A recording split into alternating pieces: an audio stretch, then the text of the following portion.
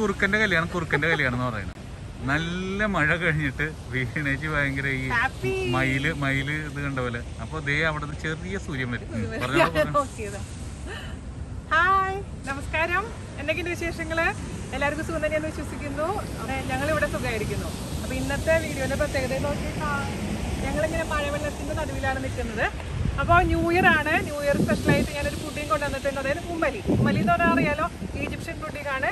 ആ പേര് കേൾക്കുമ്പോൾ പേടിക്കൊന്നും വേണ്ട, വളരെ എളുപ്പമാണ് തയ്യാറാക്കാൻ, സൂപ്പർ ടേസ്റ്റിയാണ്. അപ്പം എല്ലാവരും തയ്യാറാക്കി നോക്കുക. അപ്പോൾ നിങ്ങൾക്ക് എല്ലാവർക്കും ഒരു അടിപൊളി വർഷം ആശംസിക്കുന്നു. അപ്പോൾ ഒട്ടും താമസിച്ചിട്ട് നമുക്ക് എങ്ങനെയാണ് രുചികരമായ ഉമ്മലി തയ്യാറാക്കാം എന്ന് നോക്കിയിട്ട് വരാം. ഓക്കെ, അപ്പോൾ നമുക്ക് ഈസി ആയിട്ട് എങ്ങനെയാണ് ഉമാലി തയ്യാറാക്കാം എന്ന് നോക്കിയിട്ട് വരാം.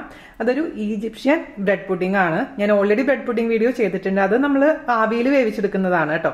ഇത് ഞാൻ ചെയ്യുന്നത് ക്രൊസാൻഡ് വെച്ചിട്ടാണ്. അതേസമയം നിങ്ങളുടെ അടുത്ത് ഇപ്പോൾ ക്രൊസാൻഡ് ഇല്ല എന്നുണ്ടെങ്കിൽ അതിന് പകരമായിട്ട് നമുക്ക് നമ്മൾ പേസ്ട്രി ഷീറ്റ്സ് ഇല്ലേ, പേസ്ട്രി ഷീറ്റ്സ് വെച്ചിട്ടും ചെയ്യാം. അപ്പോൾ അതെന്താ ചെയ്യേണ്ടതെന്ന് വെച്ച് കഴിഞ്ഞാൽ അത് ഫ്രീസറിൽ നിന്ന് എടുത്ത് അതിന്റെ തണുപ്പ് മാറിയതിനു ശേഷം നന്നായിട്ടൊന്ന് പരത്തിയെടുക്കുക. എന്നിട്ട് അവനിൽ വെച്ചിട്ട് ബേക്ക് ചെയ്തെടുക്കുക. അപ്പൊ നല്ല ക്രിസ്പി ആയിട്ട് വരില്ലേ.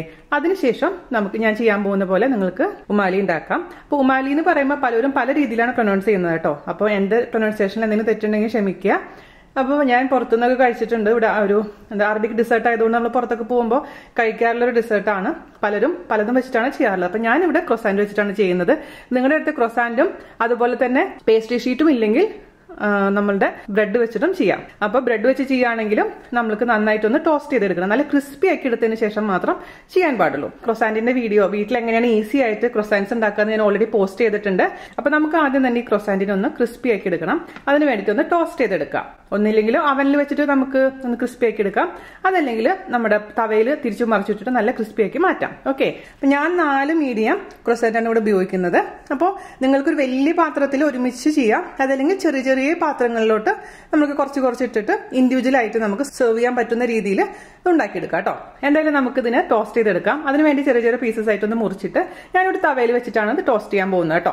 അല്ലെങ്കിൽ അവനിൽ വെച്ചിട്ട് നിങ്ങൾക്ക് മൊത്തത്തിൽ മുറിച്ചിട്ട് ഞാനൊരു ദോശത്തവയിൽ വെച്ചിട്ട് ഇതൊന്ന് ടോസ്റ്റ് ചെയ്തെടുക്കും. ഇതിന്റെ ചൂട് ശ്രദ്ധിക്കണം. ഒരുപാട് ഹൈ ഫ്ലെയിമിൽ തവ ചൂടാക്കാൻ പാടില്ല. കാരണം ഇത് വെച്ചുടനെ തന്നെ നമ്മുടെ ക്രൊസാൻഡ് ആണെങ്കിലും ബ്രെഡ് ആണെങ്കിലും ഒക്കെ അങ്ങ് കരിഞ്ഞു പോകും. അതുകൊണ്ട് സൂക്ഷിക്കുക. അപ്പൊ മൊത്തത്തില് 4 മീഡിയം ക്രൊസാൻഡ് ഞാൻ ഇതുപോലെ ഒന്ന് ടോസ്റ്റ് ചെയ്ത് ക്രിസ്പി ആക്കി എടുത്തതിന് ശേഷം നമുക്ക് ബാക്കിയുള്ള കാര്യങ്ങൾ ചെയ്യാം. ഓക്കെ, അപ്പൊ നമ്മുടെ ക്രൊസാൻസ് ഒക്കെ ഞാനിത് ടോസ്റ്റ് ചെയ്ത് എടുത്തിട്ടുണ്ട്. നല്ല ക്രിസ്പി ആക്കി എടുത്തിട്ടുണ്ട്. അപ്പൊ ഞാൻ പറഞ്ഞ പോലെ ബ്രെഡ് ആണെങ്കിൽ നല്ല ക്രിസ്പി ആയിട്ട് 2 ഭാഗത്തും ടോസ്റ്റ് ചെയ്തെടുത്താൽ മതി. അല്ലെങ്കിൽ അവനിൽ വെച്ചിട്ട് ഒന്ന് ബേക്ക് ചെയ്തെടുക്കാം. അപ്പൊ ഇതുപോലെ ക്രിസ്പി ആക്കിയിരിക്കുന്ന ക്രൊസാൻഡ് ഞാൻ മാറ്റി വെക്കാൻ പോവുകയാണ്. ഇനി ഇതിലേക്ക് ഒഴിക്കാനുള്ള കുറച്ച് കാര്യങ്ങൾ റെഡിയാക്കണം. ഓക്കെ, ഒരു പാത്രം ഞാൻ എടുത്തിട്ടുണ്ട്, ഒരു സോസ് പാൻ എടുത്തിട്ടുണ്ട്. അതിലോട്ട് നമുക്ക് ഒഴിച്ചു കൊടുക്കേണ്ടത് 3 കപ്പ് പാല്. ഇവിടെ ഞാൻ ഒഴിച്ചു കൊടുക്കാൻ പോകുന്നത് ഫുൾ ഫാറ്റ് മിൽക്കാണ്. 3 കപ്പ് കേട്ടോ. അതായത് 250 ml കപ്പില് 3 കപ്പ്. ഇനി ഈ പാലിന്റെ കൂട്ടത്തിൽ കൂടെ നമുക്ക് ഒഴിച്ചു കൊടുക്കേണ്ടത് ക്രീമാണ്. ഞാനിവിടെ എടുത്തിരിക്കുന്നത് വിപ്പിംഗ് ക്രീമാണ്. അതേസമയം നിങ്ങളുടെ അടുത്ത് വിപ്പിംഗ് ക്രീം ഇല്ലെങ്കിൽ ഡബിൾ ക്രീമോ സിംഗിൾ ക്രീമോ അതല്ലാന്നുണ്ടെങ്കിൽ നമ്മുടെ സാധാരണ ഫ്രഷ് ക്രീം ഇല്ലേ, അതൊന്ന് ഡൈല്യൂട്ട് ചെയ്തിട്ട് ഒഴിച്ചു കൊടുത്താലും മതിയാവും. എന്തായാലും 1.5 കപ്പ് ക്രീം ഒഴിച്ചു കൊടുക്കാം. ക്രീം ഇല്ലെങ്കിൽ പാലിൽ തന്നെ തയ്യാറാക്കാൻ കുഴപ്പമൊന്നുമില്ല. പക്ഷെ ക്രീം ഉള്ളപ്പോഴാണ് അതിന്റെ ടേസ്റ്റ് എന്തായാലും കുറച്ചൊന്ന് കൂടുക. പിന്നെ സ്വീറ്റ്നെസ്സിന് വേണ്ടി ഞാനിവിടെ ഉപയോഗിക്കുന്നത് കണ്ടൻസ്ഡ് മിൽക്ക് ആണ്. കണ്ടൻസ്ഡ് മിൽക്ക് ഇല്ലെങ്കിൽ ഷുഗർ ഉപയോഗിക്കാം. പക്ഷെ കണ്ടൻസ്ഡ് മിൽക്ക് ഉപയോഗിക്കുമ്പോഴാണ് ആ റിച്ച്നെസ് വരിക നമ്മുടെ പുഡിങ്ങിന്. അതുകൊണ്ട് മാത്രമല്ല നമ്മളെ ഇതിൽ ചേർക്കുന്ന കണ്ടൻസ്ഡ് മിൽക്കിന്റെ അളവ് അല്ലെങ്കിൽ സ്വീറ്റ്നെസ് നിങ്ങളുടെ ഇഷ്ടത്തിനനുസരിച്ച് മാറ്റം വരുത്താം. ഒരു മീഡിയം മധുരമാണ് ഞാൻ ഉപയോഗിക്കുന്നത്. ഞാൻ 1 കപ്പ് ഒഴിച്ചു കൊടുത്തിട്ടുണ്ട്. പിന്നെ ടേസ്റ്റ് ചെയ്ത് നോക്കിയിട്ട് കുറവ് പോലെ തോന്നുകയാണെങ്കിൽ കുറച്ച് ഷുഗർ നമുക്ക് ആഡ് ചെയ്ത് കൊടുക്കാം. ആദ്യം തന്നെ ഒരുപാട് കണ്ടൻസ്ഡ് മിൽക്ക് ഒഴിക്കേണ്ട. ഈവൻ ഷുഗർ ആണെങ്കിൽ ആദ്യം ഒരുപാട് ഇടാൻ പാടില്ല. ആദ്യം കുറച്ച് ഇടുക, എന്നിട്ട് ടേസ്റ്റ് ചെയ്ത് നോക്കിയിട്ട് വേണമെന്നുണ്ടെങ്കിൽ എക്സ്ട്രാ ചേർത്ത് കൊടുക്കാം. പിന്നെ ഒരു ഇച്ചിരി ഷുഗർ മുന്നോട്ട് നിൽക്കണം. കാരണം ബേക്ക് ചെയ്യുമ്പോൾ ആ ഷുഗറിന്റെ ലെവൽ ഒന്ന് കുറയും. നമുക്ക് ഈ മിൽക്ക് നന്നായിട്ടൊന്ന് തിളപ്പിച്ചെടുക്കണം. അപ്പൊ മീഡിയം ഫ്ലെയിമിൽ തീ ഓൺ ചെയ്ത് കൊടുക്കുക. നന്നായിട്ട് ഇതൊന്ന് തിളക്കട്ടെ. അതിലോട്ട് ഇനി നമുക്ക് ചേർത്ത് കൊടുക്കേണ്ടത് 2 ടേബിൾ സ്പൂൺ ബട്ടറാണ്. ഞാനിവിടെ ചേർത്തിരിക്കുന്നത് ഉരുക്കാത്ത ബട്ടറാണ്. അത് കിടന്ന് ഉരുകിക്കോളും. അതുപോലെ തന്നെ അൺസോൾട്ടഡ് ബട്ടറാണ്. സോൾട്ടഡ് ബട്ടറാണ് നിങ്ങൾ ചേർക്കുന്നതെന്നുണ്ടെങ്കിൽ ഇനി ഇതിൽ സോൾട്ട് ഇടേണ്ട ആവശ്യമില്ല. ഇതിൽ ഞാൻ കുറച്ച് ഉപ്പ് ചേർക്കുന്നുണ്ട്. അതായത് നമ്മുടെ മധുരം എന്തുണ്ടാക്കുമ്പോഴും ഒരു അല്പം ഉപ്പ് ചേർത്ത് കഴിഞ്ഞാലാണ് ആ മധുരത്തിന് ബാലൻസ് ചെയ്യാൻ പറ്റുള്ളൂ. അതുകൊണ്ട് ഒരു നുള്ളു ഉപ്പ് നമുക്ക് ഇതിലേക്ക് ചേർത്ത് കൊടുക്കാം. പിന്നെ നമുക്ക് ഇതിലേക്ക് ചേർത്ത് കൊടുക്കുന്നത് വാനില എസൻസ് 1 ടീസ്പൂൺ. പിന്നെ അവസാനമായിട്ട് ഞാൻ ഇതിലേക്ക് ചേർത്ത് കൊടുക്കുന്നത് ഒരല്പം സിനമൺ പൗഡറാണ്. അതായത് നമ്മുടെ പട്ടയുടെ പൊടി. പക്ഷെ സിനമണിന്റെ ഫ്ലേവർ ചിലവർക്ക് ഇഷ്ടപ്പെടാറില്ല. അപ്പൊ അങ്ങനെയുള്ളവർ ചേർക്കണ്ട കേട്ടോ. എൻ്റെ ഉള്ള കാരണം പിന്നെ ഇവിടെ സിനമണിന്റെ ഫ്ലേവർ പിള്ളേർക്കൊക്കെ നല്ല ഇഷ്ടമുള്ളത് കൊണ്ടാണ് ഞാൻ ചേർക്കുന്നത്, ഒരു നുള്ളു മാത്രം. അപ്പൊ ഇനി നന്നായിട്ട് ഇതങ്ങ് കിടന്ന് തിളക്കട്ടെ കേട്ടോ. ഇടയ്ക്ക് ഇളക്കി കൊടുക്കാൻ മറക്കരുത്. ഈ റെസിപ്പി എനിക്ക് ഷെയർ ചെയ്ത് തന്നത് ശ്രീലക്ഷ്മിയാണ്, എൻ്റെ അനിയത്തിക്കുട്ടിയാണ്, നമ്മുടെ വിനാസ്കറുകളിലെ അഡ്മിനാണ്. അപ്പൊ Sreelakshmi, thank you so much. അപ്പൊ നമ്മുടെ പാലൊക്കെ നന്നായിട്ട് തിളച്ചു, ഞാൻ ഓഫ് ചെയ്തു കേട്ടോ. ഇതിന്റെ ടേസ്റ്റ് നോക്കാൻ മറക്കരുത്. എന്തെങ്കിലും അതായത് മധുരം കുറവുപോലെ തോന്നുകയാണെങ്കിൽ കുറച്ചും കൂടെ കണ്ടൻസ്ഡ് മിൽക്കോ അല്ലെങ്കിൽ പഞ്ചസാര ചേർത്ത് കൊടുക്കാം. ഇതെല്ലാം പെർഫെക്റ്റ് ആയിട്ടുണ്ട്.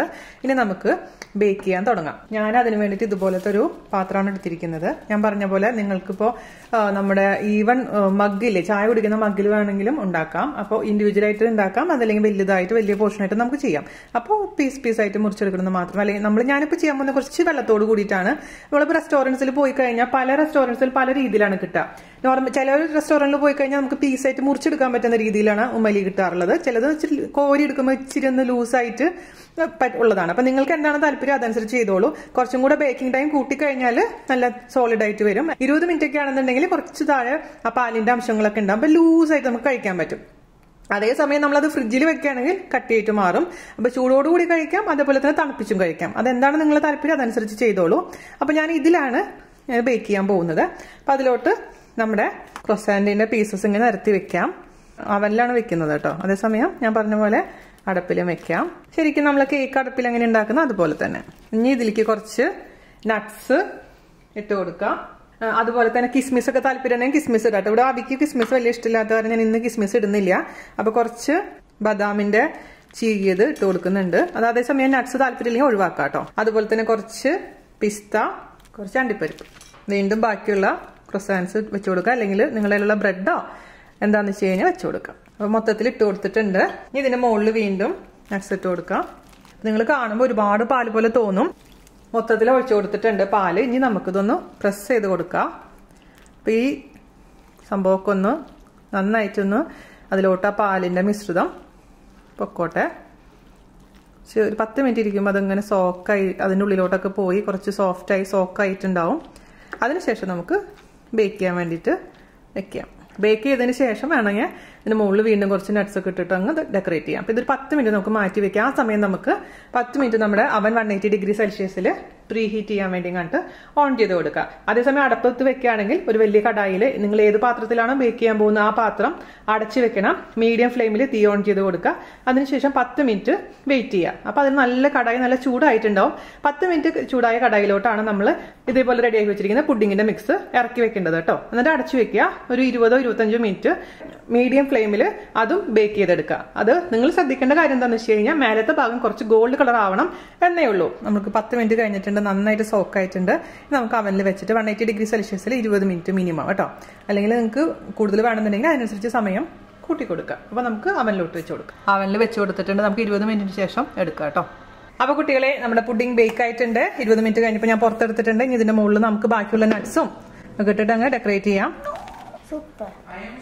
ഞാൻ പറഞ്ഞ പോലെ ചൂടോടുകൂടി കഴിക്കാം, അല്ലെങ്കിൽ തണുപ്പിച്ച് കഴിക്കാം. എന്താണ് താല്പര്യം അതനുസരിച്ച് ചെയ്തോളൂ. ഞാൻ ഫോട്ടോ എടുത്തതിന് ശേഷം കൊണ്ടുവരാം കേട്ടോ. ഫോട്ടോ ഒക്കെ എടുത്തു.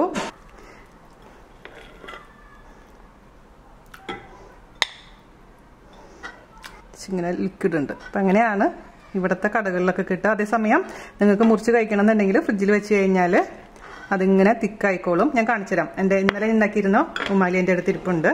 ഇത് ഫ്രിഡ്ജിൽ ഇരുന്നപ്പോൾ നല്ല തിക്കായി നമുക്ക് ബ്രെഡ് പുഡിംഗ് പോലെ മുറിച്ച് കഴിക്കാം കേട്ടോ. നിങ്ങൾക്ക് എങ്ങനെയാണോ താല്പര്യം അതനുസരിച്ച് കഴിക്കാം. അപ്പം നിങ്ങൾക്ക് വേണ്ടി ഞാനൊരു വായ കഴിക്കട്ടെ കേട്ടോ. അത് കഴിച്ചിട്ടില്ലെങ്കിൽ നിങ്ങൾക്കൊരു സങ്കടം തോന്നില്ലേ? പിന്നെ ചേച്ചി എന്താ കഴിക്കാത്തതെന്ന്? പെർഫെക്റ്റ് മധുരമാണോ കേട്ടോ. അപ്പൊ ഇത്രേ ഉള്ളൂ പരിപാടി. സൂപ്പർ ടേസ്റ്റി ഈസി ആയിട്ടുള്ള ഉമാലി എല്ലാവരും തയ്യാറാക്കി നോക്കുക. നമ്മുടെ ന്യൂ ഇയർ അടിച്ചു പൊളിക്കുക. അടുത്ത വർഷത്തെ പുതിയ വീഡിയോ ആയിട്ട് വരുന്നവരെ നന്ദി, നമസ്കാരം. Happy new year. Bye bye.